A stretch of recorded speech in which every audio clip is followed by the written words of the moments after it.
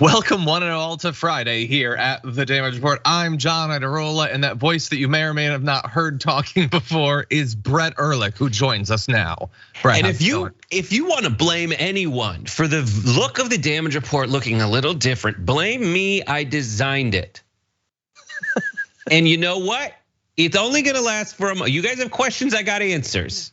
It's gonna last for a month. We're trying it to try to spread the word of the Damage Report so people can see it, so people on Facebook have a better time, a more pleasurable viewing experience. And we adjust what we're doing here in the live show based on your feedback. So any bit of vitriol you might feel horrible about, just add like a kappa at the end and just let us have it.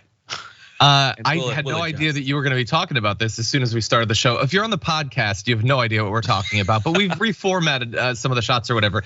Look, I will say, I think the new lower bar looks very good, very streamlined, minimalistic. I like it. And I think there's some good things, but we're gonna continue to evolve. I will say there was one of the funniest comments I've ever read before was someone who left a comment yesterday, I think on YouTube chat, that just said, "Why are the graphics people doing this to us?" It's not them. That's what I want. I don't want anyone to blame Skip, Mark, Craig, Jesus. I don't want you to blame Norma. I don't want you to blame Carlos. I don't want you to blame Tim. I want you to blame me. Blame me for everything. Blame Brett. And something that I think people can identify with, and it shouldn't be that bad. This is called the split screen. We do use it still, but it is just an attempt to solve a puzzle that makes it so more people can enjoy the Damage Report. That's what all we're trying to do, and 100%. Not ruin it for anyone. So there's some cool shots that people have kind of helped identify. So the ones that actually look better than the basic ones, those are the ones that people helped on. The people I listed before who are like, they did. So they contributed good things. They did, no, and Norma is not just tormenting you. Though she likes to torment me personally, but she's really good at it. So I think everybody would be entertained by those backs and forths. 100%. Anyway, either way, the commentary is going to be the same.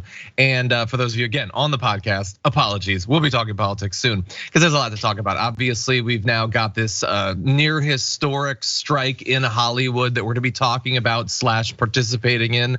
Also, the defense bill that needs to be passed every year to give our armed forces, our service members a raise, suddenly has become just the latest battlefield for the culture wars. So we're gonna be talking about that. Donald Trump facing new challenges legally, a trifecta of challenges that could all coalesce into one big monster over the next few weeks. And more bad news for Ron DeSantis. It couldn't happen to a worse guy. So we'll be talking about that. That's all in the first hour. Coming up in the aftermath, we not only will be throwing away our garbage people of the week, and at some point I'll remember that I need to have trashy. We're also gonna be talking about a trend, I guess, on TikTok that I have become utterly obsessed with. It makes no sense. It might destroy your brain, but it's like all I can think about the last couple days. So tune into the aftermath for that. If you are listening on the podcast, you can go to the YouTube page. Those extra clips go up every day. With that said, also a reminder, we haven't had Brett on since then. Brett, like me, like the Damage Report, is now a threader, threading up a storm, so you can follow us on Threads. And the cool thing about that is that then you don't necessarily have to watch us all the time on Twitter, because I'm not gonna be there because it's the worst. So anyway, I'm doing better, freer things on Threads. Yes, it's a better place. It's not a perfect place. How could it be? We're still in the real world, which is awful, but it's a better place. Anyway, no, it's not the Grimace Shake trend. Maybe nobody is gonna guess which trend I'm talking about. I think it's too new, too niche, too weird, too utterly inappropriate to discuss on a political news show, but we're gonna do it anyway. Along the way, please hit the like button, share the stream so the people know we're live, they can join in on the conversation. And if you wanna send us any comments, tweets, super chats, anything like that, you can do so and we'll respond as we go. But with all that said, Brett, are you ready to start the show? Whether I am or not, you've been more than fair. Let's jump into it. How they plead poverty, that they're losing money left and right when giving hundreds of millions of dollars to their CEOs. It is disgusting. Shame on them. They stand on the wrong side of history at this very moment, because at some point the jig is up. You cannot keep being dwindled and marginalized and disrespected and dishonored. The entire business model has been changed by streaming, digital, AI. This is a moment of history that is a moment of truth. If we don't stand tall right now, we are all going to be in trouble. We are all going to be in jeopardy of being replaced by machines. That is Fran Drescher, obviously a leader of the now striking actors, 160,000 actors joining the already ongoing WGA strike. This is a historic thing, and we're going to be breaking down all the facts, but I really liked what Fran Drescher had to say there. Fran Drescher has received a lot of public criticism from those she represents in the union for tactics and strategy, communication, but also some sort of needless own goals, like when she was in Italy just a few days ago and was in a photo with Kim Kardashian or something like that. Wasn't considered to be the best move, I guess the best use of her time. I'm not gonna name names, but I know people, I've actually seen some of the live negotiations behind the scenes, and there's a lot of criticism for Fran Drescher. That said, I think her speech, which you only saw a portion of there, was quite good, pointing out the frustration that she has with these studios, which obviously the studios have a lot of money. The CEOs, as we'll go over, are making a lot of money. So now that we know that this is going to be writers and actors striking together, you want the leadership to come out swinging. And I think Fran Drescher did a pretty good job there. All of those other criticisms notwithstanding. Brett, what do you think? Yeah, when it counts, I'd like to say she did the right thing. And it was weird, the timing of when she was hanging out with Kim Kardashian or whatever that was, because it was on the eve of what people knew to be a very key moment. And to be honest, if you're an actor, then the entire existence of reality television, which really the Kardashians are the apotheosis of, that is invented for a lot of the same reasons that streaming is seized upon by the studios. They're always looking for cheaper, easier ways to make content where the folks at the top get all the money and they don't have to pay pretty much anyone else. And if they had it their way, that's how it would be. And what's frustrating is they pretend that oh my God, my hands are tied here. You got Bob Iger, you got people at very high levels of these studios saying it's really difficult for us, but they sure as hell ain't living that way. Mm-hmm. Yeah. Well, we'll see. Is she going to continue this sort of thing? If it takes weeks, if it takes months, is she going to continue to be a strong leader? Can she perhaps re-win the respect of some of the rank and file of the union? Which, remember, they're some of the most famous people in the world are part of this union, but tens of thousands of people who are working actors you might never have heard of are also there in far worse economic situations, and I think rightly have been really critical of her. That said, why don't we move into what's happening right now? SAG-AFTRA is now joining the WGA in this historic Hollywood strike. Began at midnight, the first time in 63 years that Hollywood has two unions on strike simultaneously, meaning that the vast majority of the work that would normally be done beyond just what might be obvious is now, for the time being, not gonna be happening. It would have been great, by the way, to have the directors involved with this too, but unfortunately that's not the way it shook out. Still, hard for directors to get a lot of work done without the cast or the writers, I suppose. Now, I wanna give you some more information. The SAG-AFTRA, 160,000 members, and so that's obviously very significant. For all of you out there, what does that mean in the short term? I find it very interesting when obviously, if TV is not being produced, movies are not being produced, that's a lot of projects. I always find it fascinating which ones the New York Times will focus on, I guess, to get people to care about this. And the ones in this case they chose to focus on, this is in the BBC, the Avatar and Gladiator sequels I didn't even know that a Gladiator sequel was coming, and now I'm deeply worried about what that's gonna look like. But anyway, it's not coming anytime soon. Deadpool 3, the sequel to Beetlejuice, and a film adaptation of Wicked, as well as the next seasons of House of the Dragon and Family Guy are the ones that I see commonly being thrown around. Oh, and also thousands of other TV shows and movies will not be happening. But to be clear, it is not just that upcoming shows and movies will not be filmed. You also have the union members not doing promotional work for upcoming projects. So for instance, like Margot Robbie and Ryan Gosling were doing a lot of promo for Barbie. That's done. They literally walked out of the film's London premiere mid-premiere because the strike was called. So they're not gonna be doing interviews about this. They're not gonna be going on Hot Ones to answer questions about Oppenheimer or whatever. All of that, I don't know if it's really fair to say that it's free promo, I guess, but the promotional stuff that drives interest in these projects is done. They're not gonna be doing those interviews. They're not gonna be going to awards ceremonies. A lot of this affiliated stuff that the stars and cast do is done. And so all of this together, in theory, will exact a cost on the Hollywood studios. Brett, what do you make of that? They seemed pretty clear in that reporting from Deadline that, oh, these people are gonna be broke. At least the writers are gonna be broke in 5 months. We don't have to worry about this. How do you think it's gonna shake out? I mean, this is war. And this is an existential war as everyone is looking around at people like us and thinking to themselves, I don't know if our days are numbered. What they used to have is a monopoly on how you experienced media, right? And how did that shake out? It was like, think of Disney's vault. Disney had stuff in the vault because it cost them money to print a bunch of like Bambi videos. And so they'd have to expend capital in order to distribute essentially what now they just make available on the streaming service.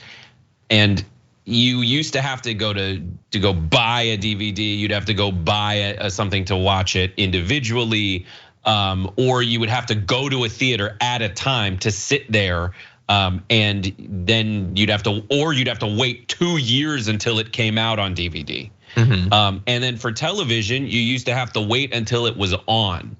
And the studios, the networks, or I guess the networks and the providers of the content, like the cable companies, they didn't make money, and the networks themselves didn't make money unless you had your butt in the seat watching at a certain time. And so now that's all gone. And so they know that. And they're gonna put the focus on that part of it, but they're not gonna put the focus on how they're still getting a ton of money. Their entire capital is being invested in distribution models that will allow them to continue making money at that clip based on ways that was very lucrative for ESPN back in the day when it was like sports is the only thing people would pay money for. But they're getting $20 a month from individuals. The ad model goes away, and they're pretending that they can't pocket that when they talk about their losses. They are scared. It is terrifying, and they're afraid that all of it, in the meantime, as has happened multiple times in the past, your experience is going to be replaced by just a different form of media that fills the amount of time you would have spent being entertained by the conventional forms. And so they're going to fight really hard, but the actors are basically saying we're very good at this. And as much as you want to say that, like looking back 30 years from now at your experience of media, right now when I look back 30 years ago, I look at blockbusters and I look at the movies I saw and the TV shows I saw that still stand up to the test of time. Now is it going to be what? You're going to go look at like the videos that make it on your Reddit feed, the tweet videos that you see that are kind of scrolling past. That is culture. And so we are building culture using the best people at it. And those people who create for all of us, when we want to stop talking about politics, we want to stop talking about the news, we want to talk about stuff that makes us feel good, bad, but the most, that's movies, that's television, that's art. And these artists are like, well, if we give that to an entire generation, I know you guys, the Bob Igers of the world, you facilitate that monetarily from the production standpoint and the development standpoint. But looking back, we're the ones whose images they summon, whose words they recite when they think of the best stuff that they experienced in their lives besides like their family. It's that art, and they should be compensated for it. I agree, and it's why I think that their strategy already was to just replace as much of this as possible with like unscripted reality stuff. And it's not that stuff isn't popular; it's very popular, but it can't replace everything. It's not like how many Love Islands like do you have to watch to have the emotional effect of watching like Succession, something like it's like. These are different sorts of media. If it's Love Island UK, like a bunch. But if it's Love Island Australia, it's like one episode is like eaten in air, and they really got what it takes. But anyway, shut up.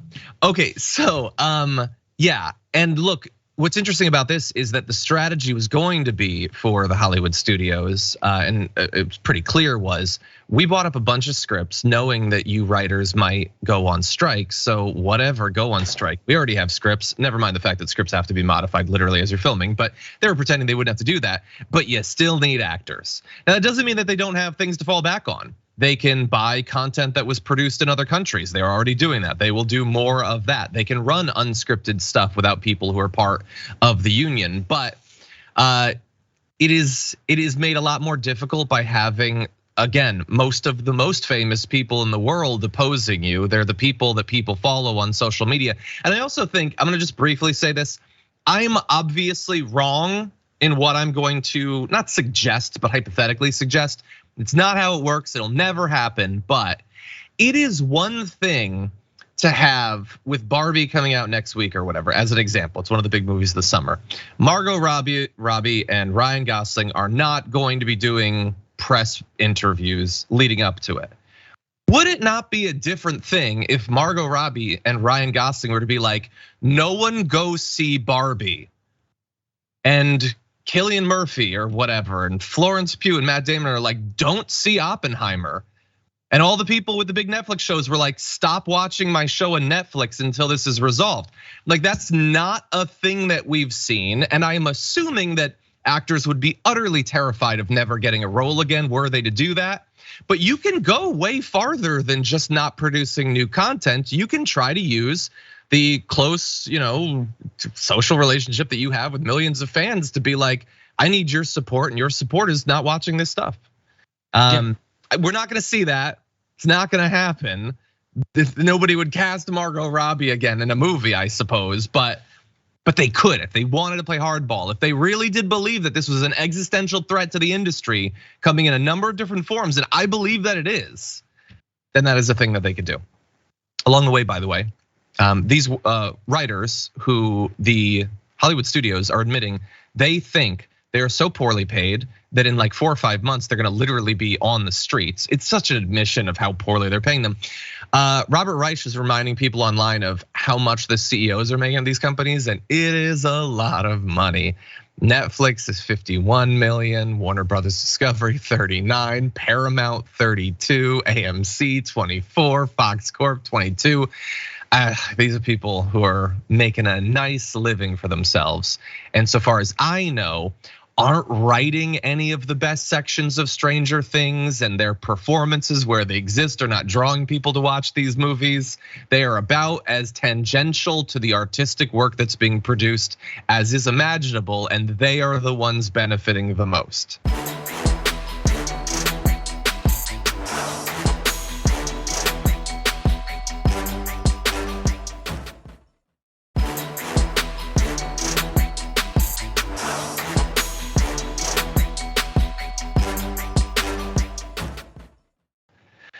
Anyway, we're gonna turn to one other quick section of this super fast comment, Brett. No, go for it. Okay, thank you. No, I appreciate your restraint. Okay, one of the other concerns that's been raised in the now writer and actor strikes is what is gonna happen with AI. Now, we already know from the point of view of writers, they already believe that the way they're treated by the major studios is horrific. It's way worse than it used to be. The money isn't there, the residuals aren't there. They're not paid for as long of a run as they used to be. And they're worried that in the future, the studios are gonna try to replace them utterly with ChatGPT, which is definitely what the studios would like to do. But it goes beyond just that. The actors are also very worried about this. And part of this came up during the final days of negotiations before this joint strike began. So we have talk of, this is from the studios, by the way. groundbreaking AI proposal that protects actors' digital likeness. So they're saying, we tried to give you so much, we're gonna protect your digital license. So we don't know the entirety of whatever that is that they're referring to, but we do know one component of it, and it is wild. So according to the executive director of SAG-AFTRA, one of their AI proposals was from the studios. They proposed that our background actors should be able to be scanned, get paid for 1 day's pay, maybe $200, $300, $400, and the company should own that scan, their image, their likeness, and be able to use it for the rest of eternity in any project they want with no consent and no compensation. So the idea of being able to be like an extra or a featured extra, one of those like first like rungs on the ladder of becoming an actor, they're going to pay 300 people to scan their likeness. It'll cost them a couple $10,000, and then they will be able to digitally put in extras for the rest of time. Once those extras have died decades from now, they'll still be appearing in the background of scenes. And that's just for the extras. They clearly want to do this more in movies. And sometimes it's okay. Sometimes there's consent. Harrison Ford was perfectly happy, I guess, to be de-aged and have his face mapped onto a younger actor for parts of Dial of Destiny. But they would love to replace people with digital likenesses. Eventually, I think it's gonna go way beyond this. Why hire an actor when you can just make an actor from the ground up and put them in different movies, and AI generate their social presence, and AI generate their interviews, and wholly own it as a corporate thing? They should be terrified, the people in the union. Brett, what do you make of it? I mean, I've met some of the people who are those like perma extras they're just come up there. And here's something that Michael Caine said when he was just waiting around all day to act. He's like, I act for free, you pay me to wait. You pay me to sit in my trailer and wait. And for a lot of these extras, like that is their living. And they are essential, or they wouldn't have to be used. They're trying to find a way to use them without paying them. And it is a very real way of life. And these are people that you would actually recognize. Like I was on set on a commercial with a bunch of them, and they were like, yeah. And they make, in 2010, they were making $115,000 a year just being extras, just being the person who's like in the background going like, looking around and stuff. This is so clearly the worst thing, the worst instincts of Hollywood.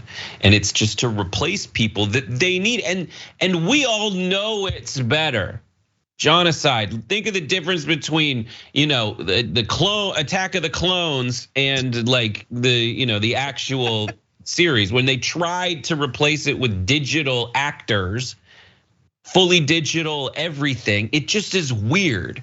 And it will get better and better, but at that point, wouldn't you rather have a human being? Because we're trying to convey human emotion, and cartoon. You'll never get as authentic as the real thing. Yeah. And what's sad is, given the direction, and specifically tech and entertainment become one, it's ruining entertainment.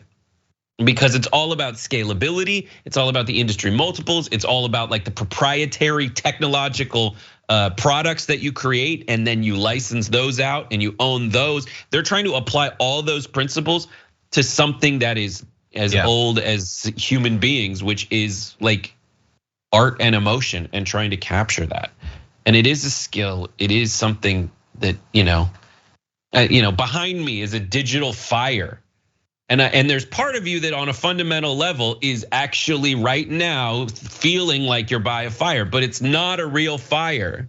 It should be. In fact, television itself is a technological extension of the hearth we all used to gather around, but it's not the real thing. It's just better when it's around a real thing. And I hate to sound like the guy who's like, oh my God, let's turn off electricity and go back to like gas lamps, but you got to know in your heart that it's better to have human beings, and it's just a nicer life to live. Yeah. To know that the person who's providing this art that's such a central part of your experience and development is a person who's getting compensated for it. Exactly. Yeah, I know some people might think that this is just, like this is a Grandpa, Grandpa John, Grandpa Brett, Grandpa 160,000 people in SAG-AFTRA who don't want things to change, but we get to decide how much change. Do we want a totally soulless, divorce from reality, like genesis of all of the art that we consume, or are there things that are worth being maintained? And with that, we're gonna go to our first break. Lots to talk about when we come back. The defense bill has been passed by the House. The defense bill that's really about anything but. We'll have the breakdown on that and more after this.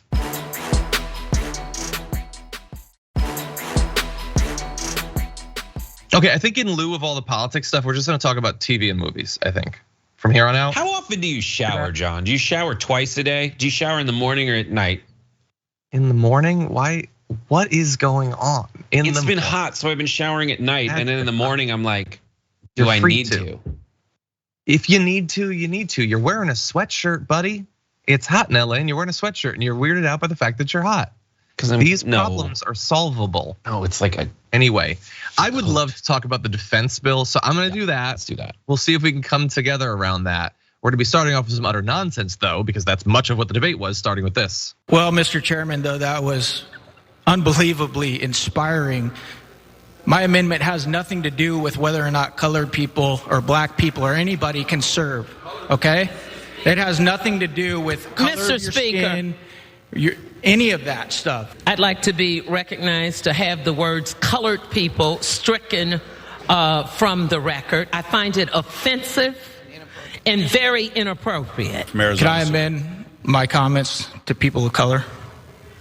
Gentleman wishes to amend his comments. Is the gentleman asking consent? Mr. Speaker, to have the word stricken. I didn't ask for an amendment. Is there unanimous consent to have the word stricken? Without objection, so ordered. Without objection, so ordered. I think those words should be stricken. I think that Representative Eli Crane should be stricken. I think that we should not have to deal with this sort of thing on a daily basis, but we do. What was being discussed in that clip, by the way, and it might not be clear because none of the Republicans wanted to talk about this, is the defense bill that needs to be passed. One of the big components of which is giving a raise to members of the armed forces. Instead, like, cause you might be thinking, why are you focusing on this part of it? Why have you plucked out this one weirdo dude, who's not even one of the older Republicans in the House, which would not be an excuse, but he's a younger guy and he seems to have woken up, he thinks, in the 1930s, I'm not sure. It's because that was what the debate was like. It was a bunch of weirdo creeps and racists and homophobes as well, trying to make what generally is a fairly standard bipartisan thing that briefly recognizes that if we are gonna be spending money on the military, maybe it should go to the actual people serving rather than just to like Northrop Grumman or whatever. And instead turned it into a place for them to make little clips for social media, attacking diversity training, abortion, any gender ideology or whatever. He's basically frustrated that anything in the Defense Department would consider race or gender, religion, political affiliations, anything when it comes to training, education, promotion, all of that. He goes on to say, the military was never intended to be, inclusive. Its strength is not its diversity, its strength is its standards. Brett, it's 2023. That video just happened yesterday, actually. I love this guy because you wonder if you're crazy thinking that there's people like this walking around that are really like thinking this stuff in the Republican Party, and he just proves it. Like, I am not about judging people based on their appearance, as long as that appearance is involuntary. But once this guy starts throwing that mock turtleneck on under his jacket, he is inviting us to mock him. And I now have full license to do so after he said that. Like, my guy, if you said those two words in a row first, and then we're like, I mean people of color, then we understand kind of what happened, though we still know you're kind of choking back the racist stuff you normally say the minute you pull your like mock turtle dickie off and reveal like your, ribbed t-shirt, tank top underneath. Like, we get it. But this is just one of those moments where you also see like the dude who's like the acting speaker going like, permission to teleport myself anywhere else besides here right now. Granted, okay, thank you, gavel, and then he just disappears. Not go viral. I would just really prefer not to. Yeah, I hate it. Representative Joyce Beatty had a great response to it and didn't allow him to just like scurry out from the situation he'd put himself in, I should say. But yeah, it's just this is what we have. This is what the now governing majority in the House is like, but not just like that. Because as I alluded to, they're very impressed with themselves, and they very much want to make these little viral moments that absolute troglodytes on the internet will love to consume. I have another example of that. I want to go to Representative Anna Paulina Luna. Take a look at this. Chairman, I couldn't help but pull out my pocket constitution, and I couldn't seem to find anywhere in here where it says we need to fund programs for humanitarian aid for women and children in Afghanistan. So with that, I just wanted to point that out, and I yield my time.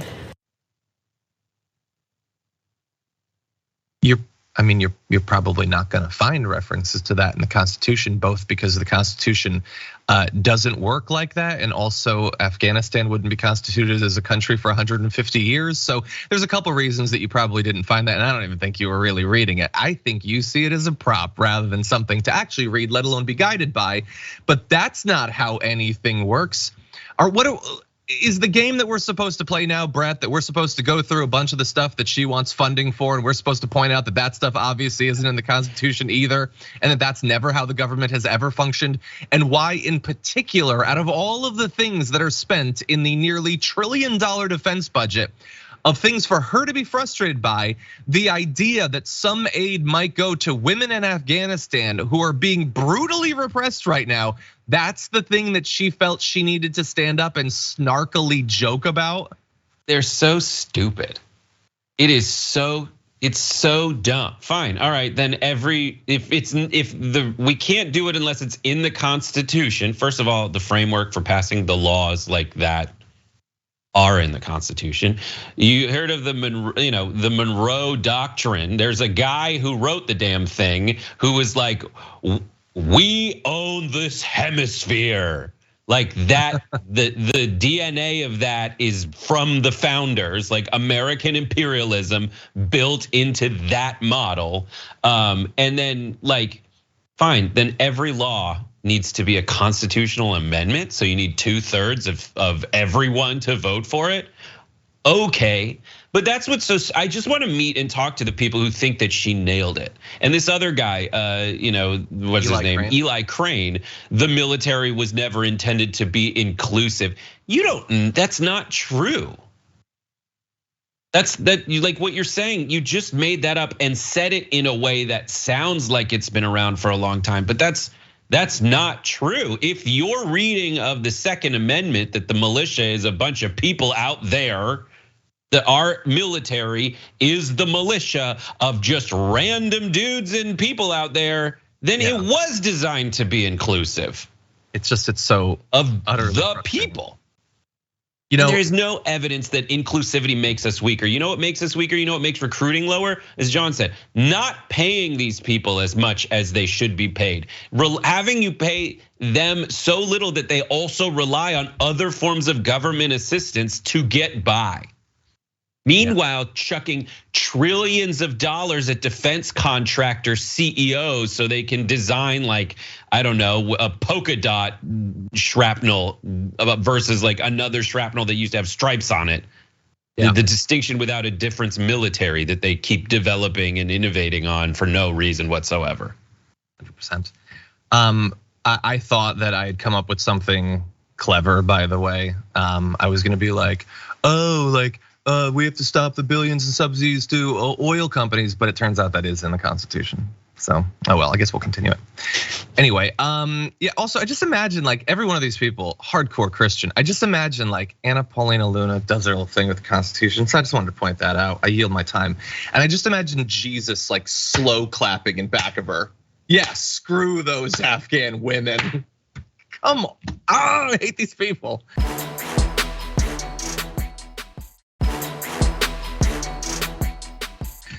Anyway, it passed. The bill passed with all of their insane amendments. Kevin McCarthy originally was going to stop them from making these amendments, and he in theory could do that because technically he's in charge, but he's not actually. He will do whatever they say he should do. So he opened it up to these amendments, and they passed it with a whole bunch of nonsense. So they're going to be undoing a Pentagon policy that provides time off and travel reimbursement. This is graphic 6 to service members who must travel out of state to obtain an abortion. That was added after Roe v. Wade. From their point of view, screw people in the armed forces who can get pregnant. Eliminating all diversity, equity, and inclusion offices at the Pentagon, barring the Pentagon's education arm from buying any book that contains pornographic material or espouses radical gender ideology, which they define for themselves, absent any connection whatsoever to academia, as anything that acknowledges that people other than straight cis people exist. Prohibiting the Defense Department schools from teaching that the United States or its founding documents are racist, which of course has never happened. Nobody has ever done that. But if you acknowledge anything that was racist that has ever been done, they will say that that is you teaching that it's inherently racist. So we have to strip history from all of its facts, from reality, to it's misogyny, it's homophobia, it's stopping CRT, it's just another front for their culture war, because that is all they have. So whatever is being discussed, whether it's the border or the climate or defense, now needs to become another opportunity for us to talk as if we're fighting against Disney or M&Ms or Bud Light or something. It's all the same thing. It's all utter nonsense. So these are anti-Christian Republicans in my reading of the weird jellyfish procreation version of the Bible. So in the Bible, Adam is a jellyfish because God took his rib, which is how jellyfish reproduce. They're just like a part of them flies off and becomes another jellyfish. That is a strange gender identity. That is an unorthodox gender identity that's the heart of the Bible. Adam is a freaking jellyfish or a rose bush or a grapevine. They're not a human, how I know humans. And so any mention of the Bible is espousing definitely a weird gender identity if you can make a woman out of a man. But also, guys, the pornography, there's a lot of weird stuff in the Bible where people do all kinds of crazy stuff and it's like fine. There's also abortion in the Bible where they're like, let's poison the ladies if you think they cheated on you, and then you'll kill the baby. That's the objective in the Bible. So these folks are so anti-Christian, and I'm boiling it down to this very fundamental principle. Republicans only have conversations they think they can win. And it is our job to do two things. One, look at their stupid conversations and change them. So when they say, listen, we want the gender identity thing, blah, blah, blah, kids sports, you say, okay, great. Where are we funding these genital inspectors? Where are we funding them? Where's the money that goes to pulling up kids' skirts in the Republican-led initiative to look at children's genitals? Go for it. I'm crazy, you're crazy. You're an insane person. And then, yeah, we just need to dismiss them altogether if they're that stupid and point out how ridiculous they are. Those are the two prongs of it. I like that as a strategy. And they actually want to fund that. Okay, everybody, we're gonna take our second break. When we come back, Donald Trump under the gun, a bunch of different investigations, all seeming to coalesce into what could be a very bad August for him. We'll break that down and more after this.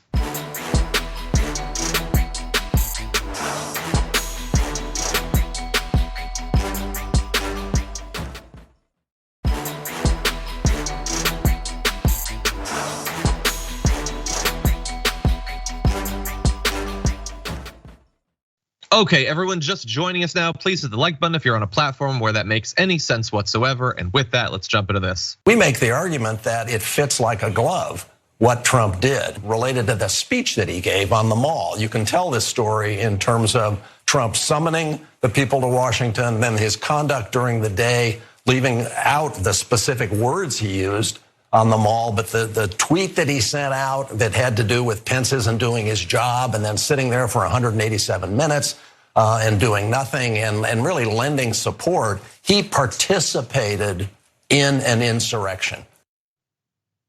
So does the special counsel, Jack Smith, have what it takes and the evidence to prove that Donald Trump actively participated in an insurrection? Well, that guy seems to think that he does. That is the former Deputy Attorney General under President George H.W. Bush, Donald Ayer, who says that the evidence is there, the speeches are there, the plot in the background is there, the links to Mike Pence, the communications on the day, there's a lot of evidence there. And in terms of being able to prove that he knew that this was illegitimate, you have to be able to show that he knew that he had lost. And we know that that's out there. He referenced that too, saying he said it to a bunch of people. He may have said it to his family members. And so he knew he had lost and he went ahead and he did these things. So at the end of the day, it is of course not gonna come down to Donald Ayer or any former deputy attorney generals or anything like that. It's going to come down to, will the special counsel pursue charges specifically related to January 6th, to the insurrection? And if he does, what form might they come in and how strong is the evidence? While Donald Trump is facing multiple different sets of charges having to do with the fraud, having to do with E. Jean Carroll, and obviously very notably the classified documents, all of that is super significant. The classified documents do have to do with national security, so they are serious too. But what is coming, over the next month or so, maybe even sooner when it comes to Fulton County, which we'll be talking about, I do think that these are more important charges. It is, I think, harder for reasonable people to just cast these aside and think that it's documents, everybody does it. The things that he's going to apparently face indictments over the next month are not things that everyone has done. Joe Biden hasn't done them, Mike Pence arguably hasn't done them. There are serious concerns. And so with that, we're gonna move on to other aspects of this, including a front in this that I had not really been familiar with prior to this week, and that has to do with Arizona. So that is one of the states where the so-called fake electors scheme was being worked on. And apparently the Attorney General of Arizona, Chris May, is investigating the transmission of an alternative slate of electors, which is the terminology that is used by the right. It doesn't mean anything. There are no alternative slates. It's just a thing that they wrote down. There's no mechanism for that. So just to be clear, it was entirely fraudulent from the very beginning, intentionally. So, but anyway, Chris Mays, the Attorney General, says we have to make sure that it's clear to everyone it's unacceptable to try to steal an election, to undermine and overthrow an election, and that's what happened. We have to make sure what happened in 2020 never happens again. Back at the time, John Eastman, one of the legal advisors to Donald Trump, was involved in this fake elector scheme and wrote in a memo.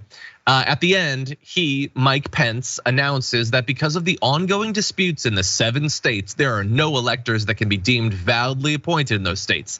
There are at this point 232 votes for the Electoral College for Trump, 222 for Biden. Pence then gavels, President Trump is reelected.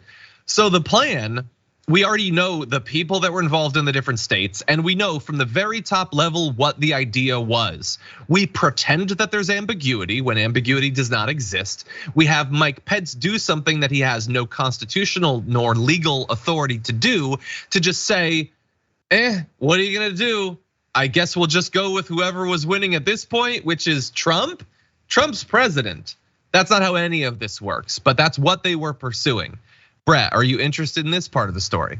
I'm interested in all parts of the story, John. The same level of interest I had in them when they started, and they don't seem tangibly different now, in my opinion. This is the kind of thing that will keep. This investigation in Arizona is developing. I had not known that that was something that was being worked on prior to this week.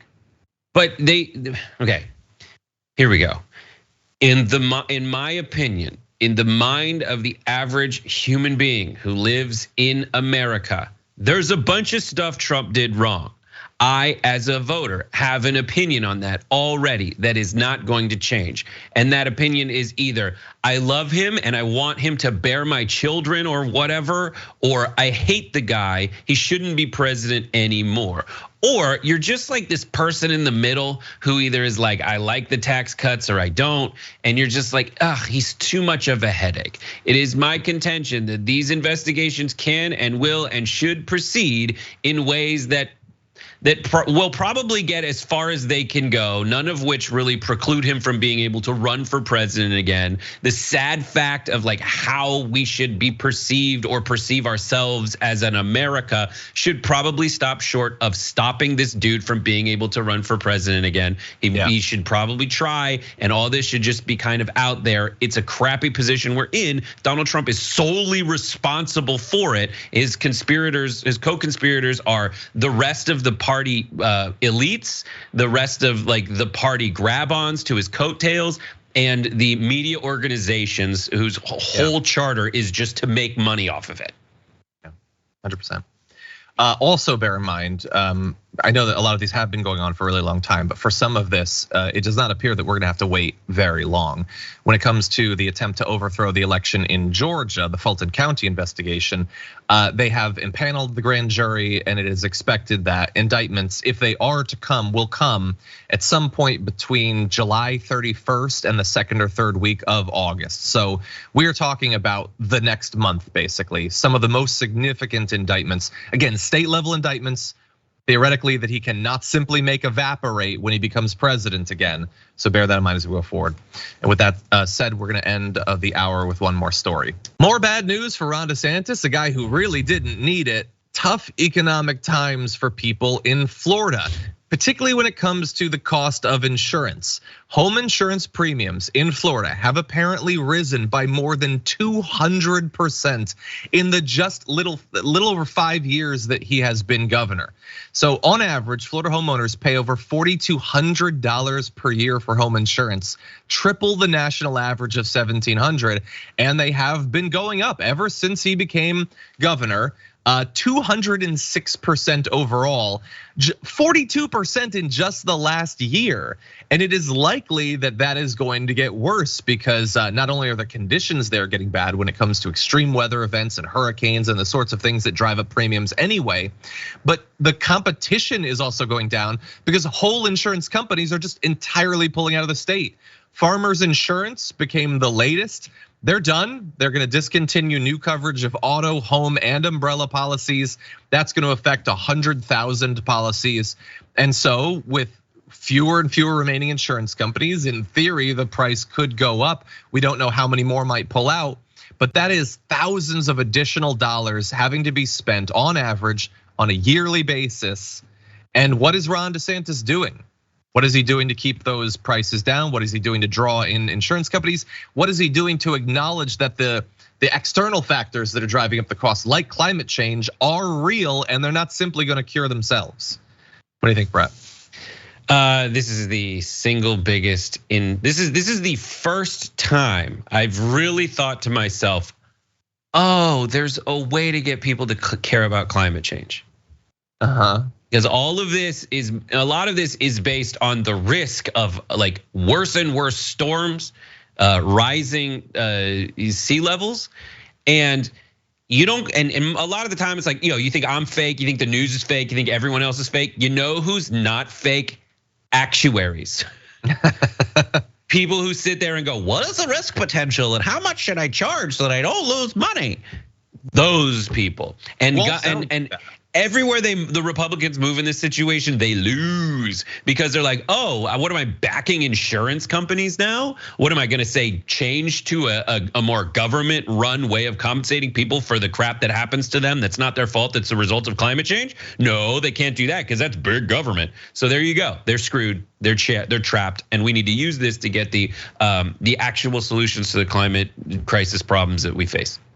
Yeah, 100%. Look, they're gonna talk about like keeping like taxes low or whatever, but thousands of dollars just evaporating. You don't get that back if a hurricane doesn't hit your house. Like you can love DeSantis and you can hate woke or whatever, but you're gonna notice the drain on your bank account. This is hitting a lot of conservatives and it's hitting them hard. And that's why per capita more people are moving to California from Florida than are moving to Florida from California. Eat it, Ronnie. Thank you, Gavin Newsom. Also, super fast. I just saw that Dylan Mulvaney's approval rating is higher right now nationally than Ron DeSantis. I just think that that's the most fun stat ever. We'll see you in the aftermath.